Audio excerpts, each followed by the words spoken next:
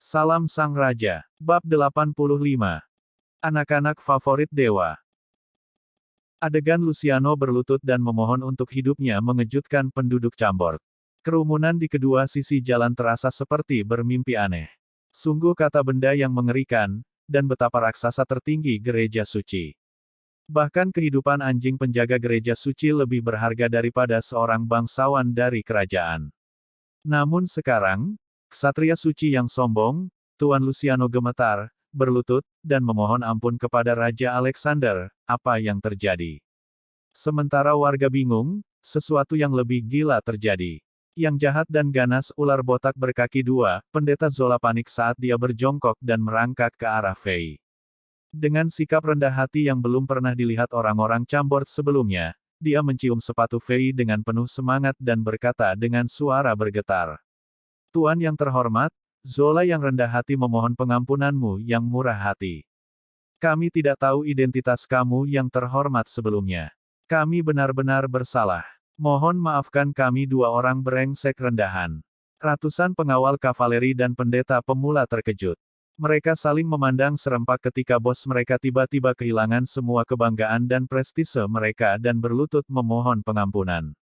Setelah beberapa detik ragu, mereka semua meniru tindakan Zola dan Luciano dan berlutut juga, mereka bahkan tidak berani bernapas terlalu berat. Meskipun orang-orang ini berada di bawah hierarki gereja suci dan mayoritas dari mereka tidak tahu apa arti dari emas Battle Ring yang muncul pada Raja Muda, mereka mengikuti Zola dan Luciano untuk sementara waktu. Mereka semua memiliki EQ tinggi dan pandai mengamati situasi. Dari ekspresi kedua bos mereka, setidaknya mereka tahu bahwa mereka telah menendang lempengan besi dan mengacaukan seseorang yang seharusnya tidak mereka singgung. Maafkan kami, Tuan. Ratusan orang berlutut dan memohon ampun. Menguasai. Katakan padaku, siapa tuanku? Petik 2. Fei berkata kepada kerumunan gereja suci dengan senyum tipis di wajahnya. Tuan, kamu, benar-benar, kamu tidak, tidak, maksudku, aku. Meskipun Zola datang dengan ribuan pikiran konspirasi, pada titik ini, dia gagap dan tidak bisa menggabungkan kalimat. Dia hanya pernah mendengar tentang ksatria suci yang memiliki emas Battle Ring, dalam legenda dan dongeng, apalagi seorang ksatria suci yang memiliki emas ganda Battle Rings. Dia memiliki kesempatan untuk pergi ke pesta gereja di Saint Petersburg untuk para imam senior dan mendengar Sergivsky.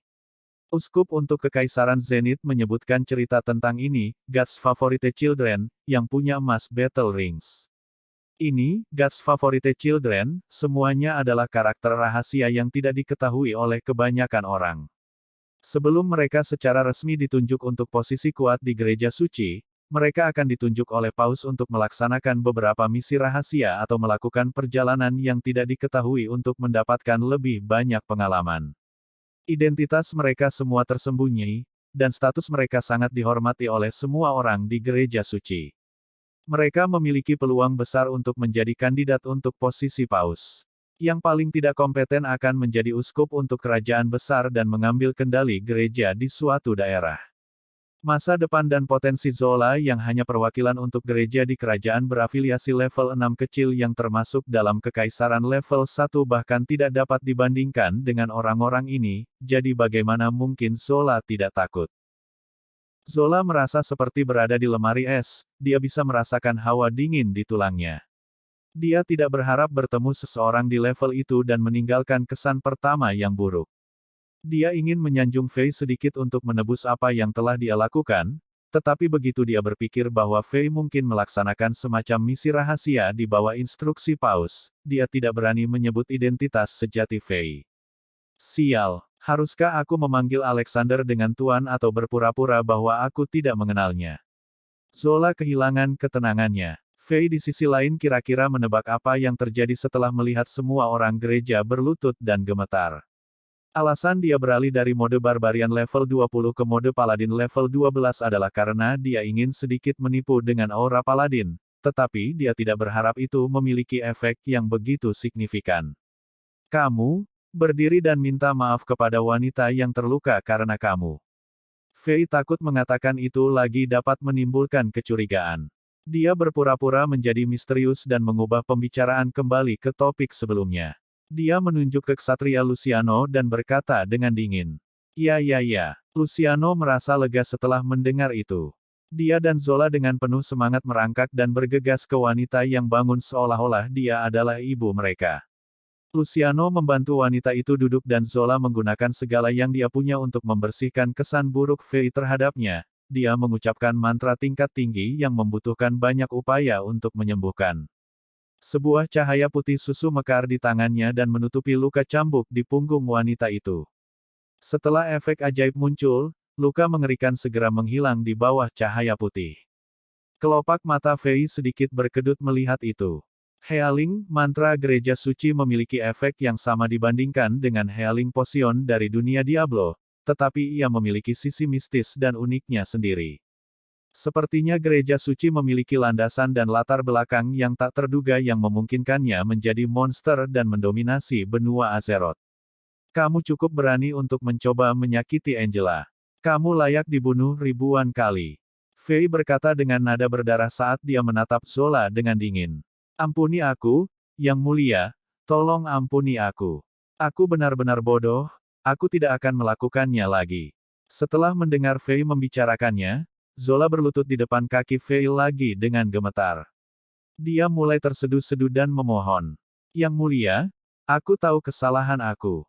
Mulai sekarang, Zola akan selalu memenuhi perintahmu dan mendengarkan apapun yang kamu katakan. Ular beracun ini takut mati. Fei mundur beberapa langkah dengan jijik. Dia tahu bahwa pada titik ini, baik kekuatan pribadinya atau kekuatan Cambor tidak dapat menantang gereja suci yang besar. Perbedaan kekuatan antara keduanya sangat besar, seperti membandingkan setitik debu dengan matahari. Karenanya, dia tidak bisa terlalu impulsif. Dia telah menangani sebagian besar masalah, jadi dia memutuskan untuk mengurus dua orang ini di masa depan. Dia melambaikan tangannya dan berkata, "Tidak apa-apa, karena ini pertama kalinya, aku tidak meminta pertanggungjawaban kalian. Namun, berhati-hatilah dengan perilaku kamu di Chambord. Jika kamu berani menyinggung atau mengganggu aku sekali lagi, jangan katakan bahwa aku kejam." Oke, oke, oke. Zola sangat lega sampai hampir menangis. Dia senang bahwa tuan ini cukup murah hati untuk memaafkan mereka. Hanya dengan status Fei saja di gereja suci, bahkan jika dia akhirnya membunuh keduanya, Uskup Sergivski akan mengatakan bahwa mereka bersalah. Selama dia bisa memadamkan amarah tuan ini, Zola yakin dengan berbagai metodenya untuk membuat lelaki kuat ini senang.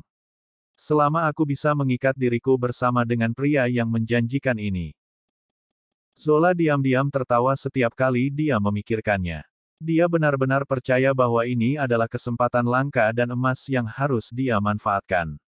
Baiklah, aku tidak ingin melihat kalian lagi.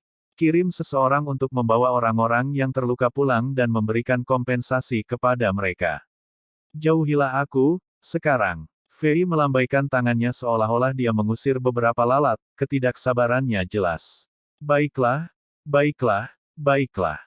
Zola dan Luciano mengangguk dengan patuh dan berbalik untuk memerintahkan pengiring dan pendeta pemula. Kalian, cepat bantu anak-anak yang terluka ini pulang.